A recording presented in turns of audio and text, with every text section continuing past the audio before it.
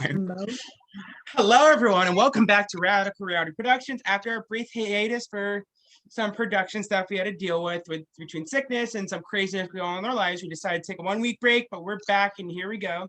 We are here with, as always, me, our co-host, Marvin Burgos, and our exit specialist, Julia Rowe, and our first member of our jury, the worst move king in orgs, and the newest member of our production team at Radical Reality Productions, Matt Williamson. Matt, how are you doing today, my friend? I'm doing great, Jay. Thanks for asking. I don't know that I would describe Julia as an extra special guest.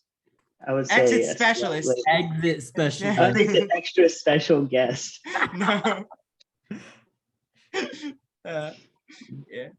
All right. Oh. Matt, I was going to say it's a pleasure talking to you as always, but it's not a pleasure. I'm being forced to do this against my will. There's someone off screen with a gun pointed at my head. So I'm going to start off with a standard question that I like to ask everybody. Walk me through it. Where did it all go wrong for you? Shouldn't have won that other mini. No, so basically, when I left, I assumed it was 95% that I was the only non-DCP person left. I think after seeing the episode, I think that was, I think still a factor, because I think that's what made me like my name just be out there as an easy name. But I think the real nail in the coffin was good old Zach in the first episode telling everybody that I just won a mini and that they should all be watching out for me. And then putting on top of that, the fact that I won the first individual immunity challenge before the merge. And also I did well in the solo cup challenge. Like, I looked like I was going to be way better at challenges than I actually am. They had nothing to worry about. Exactly. And I'm just saying this now, for everyone watching this, saying this, including the members of the cast. Anyone doesn't know, Matt was not supposed to win that mini. He only won because he took me out in fire. So taking Matt out for being a threat when he was his third best to win that game is not a good luck. But anyway, I just had to throw the shade at Matt because he didn't deserve to win that mini. And I can always use Matt's shade. As always, Jay finds a way to bring it back to themselves. Just kidding. So talk me through the round before you left. I'm not sorry, the round before you left, the round before merge. So in hindsight, voting out. What? Can you guys see me okay in my headphones? Yeah, we can see you. So, like I said, talk me through the round before merge. In hindsight, voting out Gabby was probably not the best move for you. I want to know. No, I mean, I think I think it wouldn't have. It didn't really ultimately matter because the vote wasn't really close, but it still obviously would have helped. I think that round, the issue is like when you start off with the plan in the first room and then you spend the next 15 minutes not being able to talk to those people alone, and then hearing consistently like that what the name I had suggested did not seem to be getting any traction.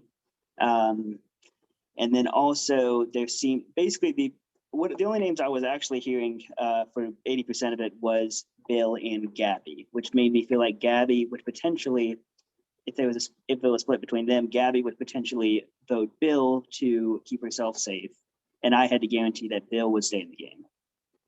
Now, if I knew Bill had an idol and was going to play it, it would have been way different, and it would have all been a lot simpler. But I did not know that. Okay, can I jump in for a second? Because we see in the episode of that vote, Gabby said she wanted to Final 3 with you. So, like, why would you think Gabby was not being serious about that? I mean, it's Gabby. Just kidding. Love you, Gabby. No, I don't know. I mean, everyone says that in games. Like, when there's only 3 people in a room, it's kind of easy to just be like, we should just keep this group together. Which I do believe she would have. I'm just saying, like, you still just don't. You don't know. It's the issue. It's the most difficult part about breakout rooms is that it's just not being able to have that one-on-one conversation and not knowing who's saving face because of somebody else in the room. That's fair. So obviously pre-existing connections played a role in the pre-merge section of the game, and it really came to a head during your vote out. How much do you think they actually affected things, and how would you approach the game differently knowing how it ended up playing out? I think it was a big factor. I mean, out of the 10 people, I was the only person not in that group. So I don't think that was the only reason. I don't think people were saying that out loud, but I do think like I was told by pretty much everyone on the jury, like, yeah, it's sorry, but you didn't play DCP. Like there was just no chance you were going to make it any further than 9th or 10th place. So it's unfortunate. And like I said, the whole having a target on my back, I guess if I knew the extent of that, how much people were talking about it, maybe I would have tried to lean into it a bit more, maybe pulled the whole like use me as a meat shield, people are going to target me anyway, which is essentially what Lily said when she didn't vote me out, was like people are going to be going for Matt anyway, so you might as well keep him in for that reason. So I probably would have given that pitch, but I just did not have that information. I had no idea what was going on that round. Yeah, and that leads me to the next question, that in like the round before you left, you obviously lasted a while in the immunity challenge. People know Jay really loves endurance competitions. So the looming possibility of more of them in the future definitely weighed on people's minds.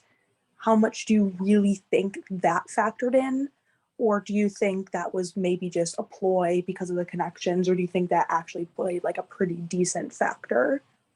I think it was a bit of both. I think I was just going to be the easy vote. So that's what people wanted to do. And then they needed a reason to do it. And then, like I said, I just think it was the nail in the coffin. It was like, if I could have somehow made it further despite the connections, me doing well in the competitions, and like you said, especially when people know Jay loves endurance challenges, I showed I'm usually pretty good depending on what it is. So yeah, I was just screwed. Destined to be pre-merge queen, as McKenna said. But not pre-merge queen, we're not talking Ponderosa queen. Yeah, I was like, I wish you were pre-merged, but that's only in my dreams, not in reality. So do you think that there's anything you could have done differently throughout the game to get further, things you wish you did, pre-swap, swap, anything like that? At the time, I might have thought throwing the immunity challenge that I won, but after watching the episode, I think there was actually a good chance that I would have just gone out, because apparently it was much closer than I realized with the Andrew vote. So, and I needed to get it away from Victoria because that was my original plan. Yeah, I mean, there's always things you could have done differently. Like I said, obviously the Gabby thing. I think at least, even though there wouldn't have been enough votes, at least it might have helped to just have somebody else pushing a name with me, because it's kind of hard to get traction. You know, especially the first merge boot, people kind of want to go with what they're hearing. So if you have an extra person that's not pushing my name, it kind of helps that to not gain traction. But you know. Awesome. And as the first member of the jury, obviously you're really someone who gets to set the tone for this stage of the game. Without revealing who you ended up voting for, what were you looking for in a winner? And what did you just want to see at the end game? Good question. So you say I set the set the tone or whatever for it, but I didn't know much about anybody's game, and I knew the rest of the cast less than anybody else. So I was more just trying to take it all in, and was just focusing on asking questions to try to get information from what other people are saying, because I just knew that I would have less information than anyone. But yeah, what was the other part of the question? What was I looking for? Without like, yeah, but do without like obviously telling us you vote for anything. What if I just keep spoiling stuff just so that Jay has to edit this down to like 15 minutes of actually usable footage? Every single question just has like spoiler after spoiler. I'll personally come down and kick your ass. Anyway, as always, I just usually look for the person that I see as having the most control over the game. I mean, there's a lot of types of winners that I like. You know, I like a good underdog, I like all that stuff. But if I see somebody that plays kind of a Tony game of like just really dominating, but then also somehow not getting voted out even when they're not vulnerable, that's big for me. But yeah, like I said, just overall strategy and control over the game. Perfect. So I have one more question I'm going to ask at the end. I'm actually going to throw it over to Marvin, who has some questions from the viewers. I'm going to shut up now. Okay, so we do have a few questions from the viewers, and the first one's from a friend of ours, Ashley Alexandra. And the question is, you mentioned in the episode that you were aware of the DCP group and that you wanted to sit back and observe. In retrospect, do you think that taking a more active role in pitching yourself as a number to help either the DCP boys or the DCP girls might have been a more effective strategy, or was the writing already on the wall for you? In a way, you would think. In a way, no. I don't remember if the editing really showed much of this, but the reason I was saying I was sitting back was because I was following Bill around, and Bill was making that pitch of let's not let the DCP production run away with it. And I could tell immediately once we were into the merge, Bill knew a lot of these people. Bill would have a lot of sway with these people. If I'm the target, me just saying like, don't vote me out, I think I would not have been able to be as effective as I knew Bill would be. So the next question is from one of the fellow castmates, it's Elijah. He asked, the episode didn't show much of you in the scramble rooms, especially near the end of the round. If you can remember, what were your conversations like and how did you end up on a different page from the other people who didn't vote for you?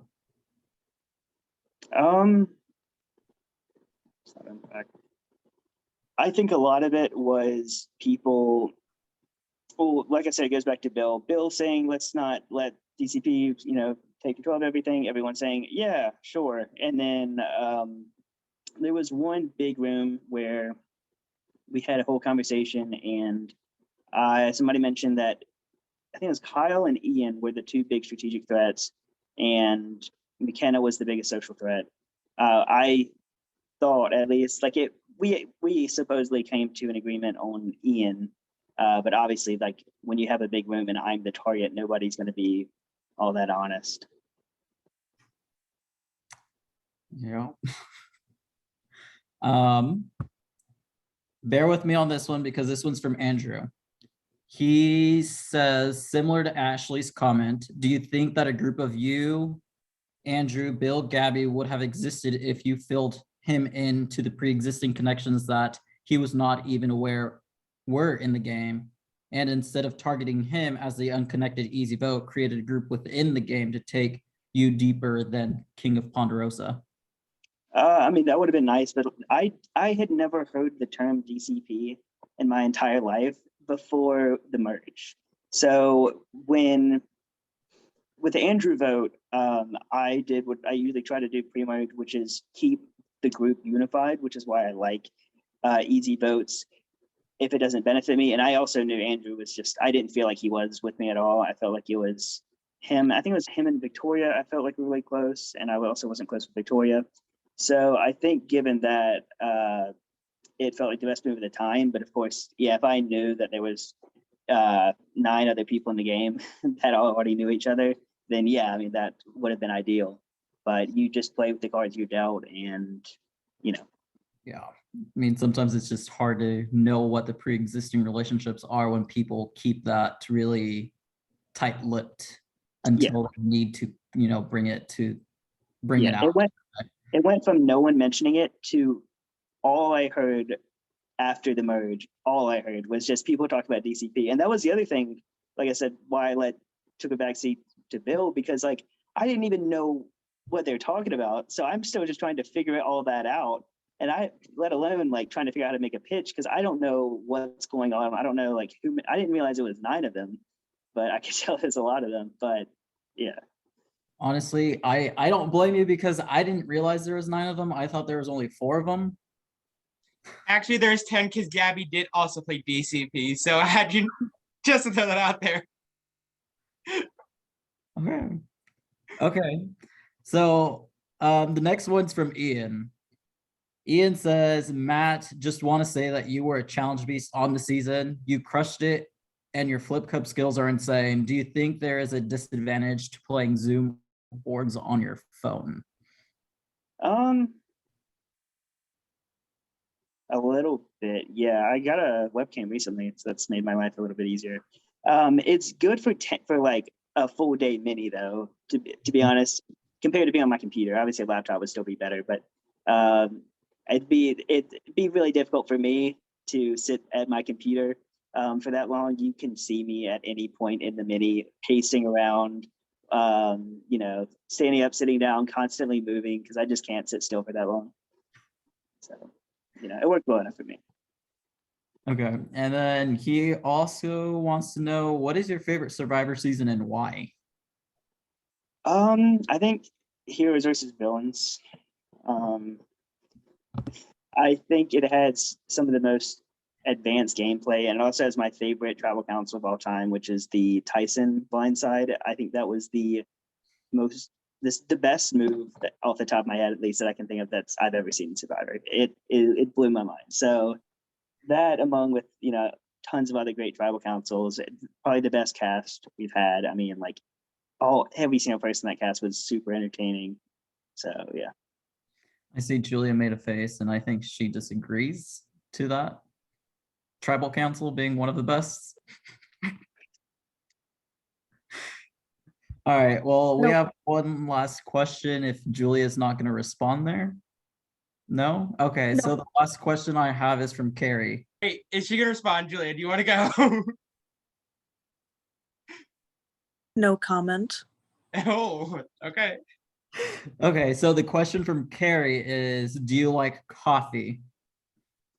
I do. You can see me drinking out of a coffee mug, and then I just started throughout the entire mini. Yeah. Like I said, I'm just standing around, which is not my forte, just standing around not doing anything. So I was always just like drinking coffee, doing something on my other phone, as people called me out for. I think people thought I was like messaging other people, maybe even messaging people in the game. I was literally just playing Minesweeper just so I have something to do. And then she wants to know what your Starbucks order is. Yeah, no, I realized why this is mentioned before. Usually just a hot grande coffee, cream and light sugar. But sometimes I'll do like a iced coffee, a cold brew if I'm feeling want to treat myself a little bit. Or the nitro cold brew is really good, but it's like $6. Nitro. You like your caffeine, I'm taking it. Did I hear you say you get iced coffee sometimes? What? I heard Me? iced coffee sometimes, and I'm offended. I am. See, I don't think iced coffee hits as strong as hot coffee. That's why. No, I'm a gay. I love my iced coffee. I can't drink hot coffee. But that is the last question from the Facebook from the viewers. So I'm gonna hand it back over to Julia. So during the episode, you said that you were quote unquote rolling the dice with your vote, knowing it was a gamble and seeing the outcome of the vote. It was evident that you needed it. What went into your decision not to use the safety without power, or not safety without power? I'm sorry, the shot in the dark. My bad, mine's not. It's hard because I feel like I don't remember the exact details, but I think what it really came down to is it's the merge vote. Like I bet everybody just about, except for whoever had immunity, I don't remember who it was in their confessional, like, it's going to be me. I don't like this. I'm really worried. So like, I felt like there was a good chance it was me, but I was like, of course I think that, like, nobody knows what's going to happen to merge vote. No one. Well, thank you. I'm going to throw it back over to Jay with some housekeeping and closing, but thank you very much. Yes, and I do have one question for you, because I don't know if I remember from the episode, because I do a lot of editing. I can't remember everything I put in, and I don't go back and watch them after. I look for mistakes. So my one last question for you is, who is the infamous person you wanted to play your shot in the dark for on the Gabby vote? Oh, Bill. I had to know, because me and Marvin were like, what the fuck? Like, you just looked at each other like, we're like, do we allow that? First, like, we had to do a double take. I was like, no, like, we didn't know if we allowed it or not. Like, we didn't know what to do. Yeah, at that point, it seemed like it was definitely, like, I was mostly hearing Bill. And like I said, I was hearing Bill and Gabby, and it seemed like it'd be mostly Bill. And I felt like if it was going to be a 4-2, I'm already immune, of course, because I had individual immunity. So I'm not worried about, like, I'm not risking as much anyway. And the main thing was I just felt like I probably was never going to play the shot in the dark.